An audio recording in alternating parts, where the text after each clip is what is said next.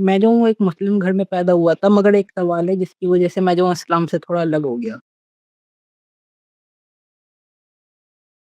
Hello? ہاں جی، کیا کریں آپ کے وہ جو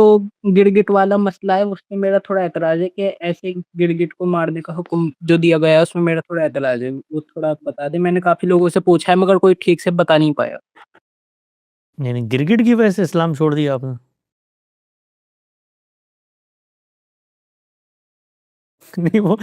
نہیں وہ مظلوم تو انسان بھی ہیں، وہ مسلمان ان کو بھی مار رہے ہیں، لیکن کسی بڑی وجہ سے ہوتے نا یار، کوئی اسلام چھوڑنے گئے تھے، گرگٹ کی وجہ سے اسلام چھوڑ دیا۔ میری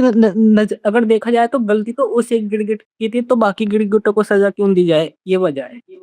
کیا ہوا گرگٹ نے، کیا کہاں پر آیا ہے اسلام میں گرگٹ کو مارنا؟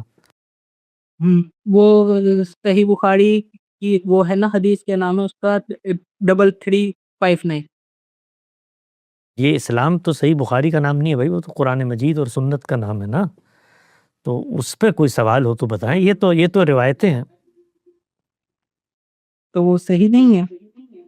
نہیں ہو بھی سکتی ہے، صحیح ہو غلط بھی ہو سکتی ہے، اس پہ تو بات کریں گے۔ وہ تو تاریخی طور پہ لوگوں نے ایک بات نقل کی ہے، اس کو دیکھ لیں گے، اس پر دسیوں لوگوں نے گفتگو کی ہے، مولانا مودودی نے اس کی ایک تعبیر پیش کی، ہو سکتا ہے آپ کو اس سے اتفاق ہو۔ یہ تو 10 چیزوں میں اختلاف پیدا ہوتا رہتا ہے، مجھے بہت ساری چیزیں بیان کی جاتی ہیں، مختلف تاریخی چیزوں میں آ جاتی ہیں، سمجھ میں نہیں آتی، تو اس کا اسلام سے کیا تعلق ہے؟ نہیں، اسلام تو قرآن اور سنت کا نام ہے، وہ تو لوگوں نے اپنے فہم کے مطابق جو چیز انہوں نے سنی اس کو آگے رپورٹ کر دیا۔ اس میں بسا اوقات ایسا ہوتا ہے کہ صحیح رپورٹنگ نہیں ہوتی، بسا اوقات ایسا ہوتا ہے کہ وہ ایک خاص پس منظر کی بات ہوتی ہے، اس کو اٹھا کر لوگ جنرلائز کر لیتے ہیں، اور جو تاریخ نقل ہوتی ہے اس کے اندر وہ پس منظر بیان نہیں ہوتا، کوئی زہریلی چیز ہے، کوئی مضر صحت چیز ہے، کوئی آپ پہ حملہ آور ہونے کے لیے آئی ہے، اس کے پس منظر میں کوئی بات بیان ہوئی ہے، اس کو اٹھا کے عموم، تو یہ تو سارا کام ہوتا رہتا ہے، اس کا دین چھوڑنے سے کیا تعلق ہے؟ مگر لوگوں نے تو اس کو ایک طرح سے حصہ بنا رکھا ہے نا، لوگ تو اسے تو لوگ اگر غلط کام کریں گے تو میں تو اس غلط کام کی تردید کروں گا نا، میں کہوں گا بھائی تم نے اسلام کا حصہ کیسے گرگٹ کو بنا لیا، گرگٹ مارنے کو؟ اسلام کا تو اس سے کوئی تعلق نہیں ہے۔ اسلام نے تو بتا دیا ہے بھائی کسی کی جان نہیں لے سکتے بغیر کسی وجہ کے، انسان تو انسان، جانور کی نہیں لے سکتے، اس کا اسلام میں تو یہ ہے کہ جانور کو ذبح کرنے کے لیے بھی اللہ کا اذن ضروری ہے، ہم جانور کو ہاتھ نہیں لگا سکتے اگر اللہ کا اذن نہ ہو ہمارے پاس، تو ہم اللہ کا نام لیتے ہیں، اللہ نے ہمارے لیے یہ جو چوپائے نوعیت کے جانور ہیں ان کو حلال قرار دیا ہے، تو وہ تو قرآن مجید نے تو بتایا ہے کہ کسی جانور پہ کیا انسان پر آپ ظلم کرتے ہیں، انسان پر کیا جانور پہ ظلم کرتے ہیں۔ رسول اللہ کی پوری زندگی اسی میں گزری ہے،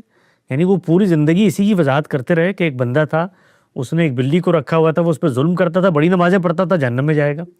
انہوں نے تو بتایا کہ کسی نے کسی کتے کو قید میں رکھا، بیجا حبس میں رکھا، تو اس کی نیکیاں کم ہوں گی۔ تو ہمارا دین تو اصول سے چلے گا نا، تو اصول میں ہمارے دین میں کوئی ایسی چیز ہو جس میں ایک آؤ جانوروں پہ ظلم کریں،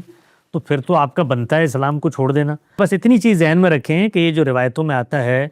کہ گرگٹ کو یا چھپکلی کو پہلے وار میں مار دینا، یہ اطلاقی روایات ہوتی ہیں، کسی موقع پہ کسی صورتحال میں کوئی اس طرح کی چیز پیدا ہوئی ہے، وہاں پر سامنے مخاطب کون موجود ہے، کوئی بچہ موجود ہے، کوئی بڑا موجود ہے، کسی کو یہ خدشہ تھا کہ وہ اس پر حملہ کر دے گا، اس پس منظر میں بات کی جاتی ہے۔ ہمیشہ جو حدیث ہوتی ہے اس کے اندر کبھی کبھی کلام کے اندر وہ عقلی امکانات موجود نہیں ہوتے، وہ آدمی کو پڑھ کے پیدا کرنے پڑتے ہیں، کیونکہ ہم بھی دیکھیں نا عام طور پہ گفتگو کر رہے ہوتے ہیں، میں مثال کے طور پہ کہتا ہوں کہ میرے سامنے ایک بچہ ہے جی، کتا میرے پیچھے پڑتا، میں نے کہا تم نے کتے کو کیوں نہیں مارا، اب دوبارہ وہ تمہارے سامنے آئے اس کو مار دینا۔ تو اب اس سے مراد یہ نہیں ہوتی کہ دنیا بھر میں کتے جب بھی سامنے آئیں گے آپ نے ان کو مار دینا ہے۔